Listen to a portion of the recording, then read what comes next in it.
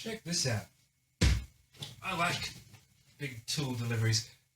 So I've got a drill press and a belt and disc sander. Come get a closer look. A pedestal drill press, which is one thing that I've really wanted. It's quite cool. The brand is Hafco. Like my jointer over there, or my thicknesser over there. The wood tools, like the jointer and the thicknesser, are called Hafco Woodmaster, but the drill press is called Hafco Metalmaster,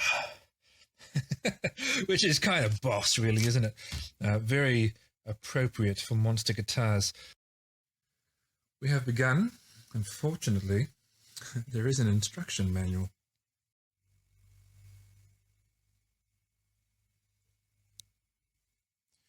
That top part was rather heavy. We're almost finished. I will do the rest tomorrow. It's late now. And there it is, all put together. Right, here we are. It's got a very handy working light, which is nice. Now, you notice I'm not wearing gloves. Whether everyone always wears gloves when they're drilling, I don't know, but there's no drill bit in there, so I'm not going to drill a hole through my hand or anything.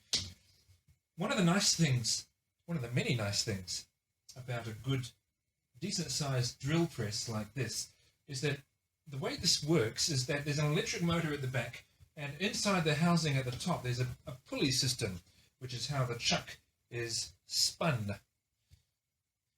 Unlike a hand drill, which is really quite loud, this, on account of its pulley system, is not. Here, I'll show you what I mean. That's not loud, is it? You could easily, not that you would really, but you could easily have a conversation over that. And of course it has all the regular features of a drill press. You can change the depth to which the drill will plunge and so on and so forth. I guess the best way to demonstrate this is just to show you it's being used.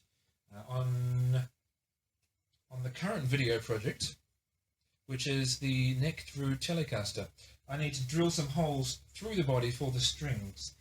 And this will allow me to finish that job. So let's move on to that now.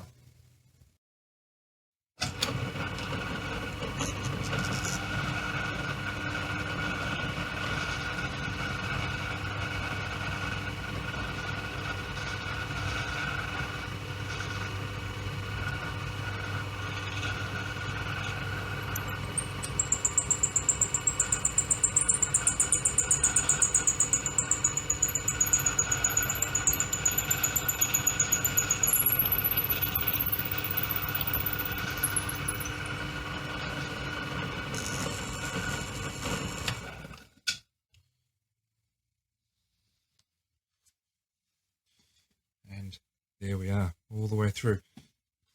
Now I've marked all the spots that I need to drill, and so I'll just go along those now.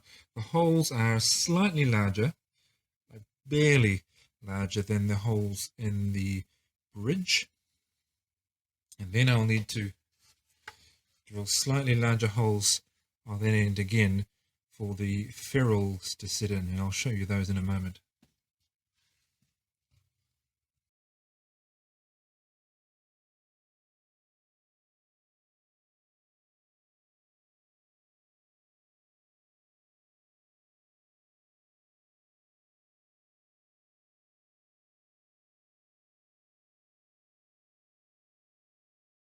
Now, this is probably a case of the thickness of my guitar body being inconsistent, but it went through further in some places than in others. And in one place, not at all, I see, so I'll try that one again. I'll just lower the depth stop a bit more.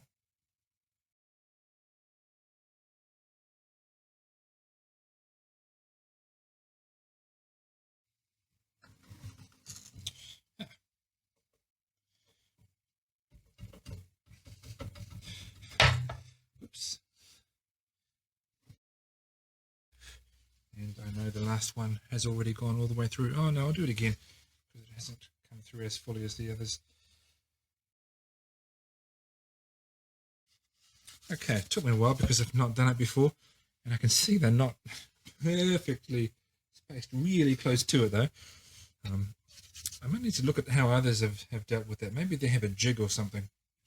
What I've got to do now is drill a slightly larger hole at this end on the back of the guitar for the string ferrules to go in.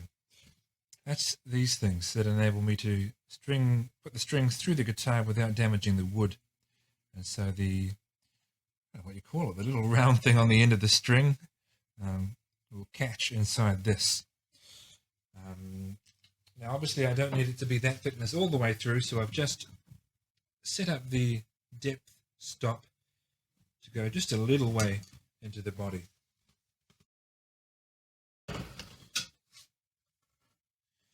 Some drill presses, I gather quite flash ones, although I've seen on some small ones too, have a laser so you can see exactly where it is you're going to drill. Most do not, you just have to be careful.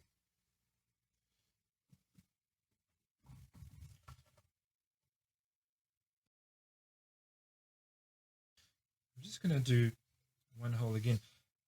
So this is Rimu, a New Zealand native wood. This is walnut. I can see that Rimu is much cleaner. Walnut is perhaps a little bit softer, more inclined to tear around where you drill.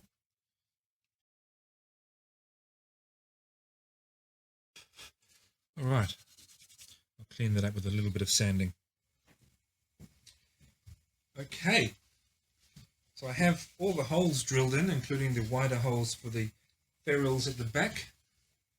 Now the next steps in finishing this guitar, actually I'm just thinking, do I want to make that neck a little bit thinner? It's fairly thick. I'll ponder that. But other than potentially shaving a bit off the back of that neck, the next steps are quite unlike the others, because what I'll be doing is applying a finish to the guitar. So first of all well, I won't tell you everything, but I'll do all the steps involved in staining the guitar and then applying a clear top coat.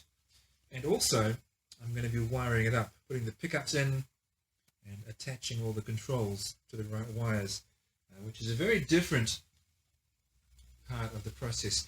So what I'm going to do now is, because while I've been working on this Telecaster, I've also been working on a very similar one. And so what I'll do is jump over to that one now, the videos that I've recorded for that, because that's a really nice guitar, I think. And then once we've gone through all the making of it, I'll make a video on staining and finishing and wiring, because in the meantime I need to learn about staining and finishing and wiring so that I can make the video.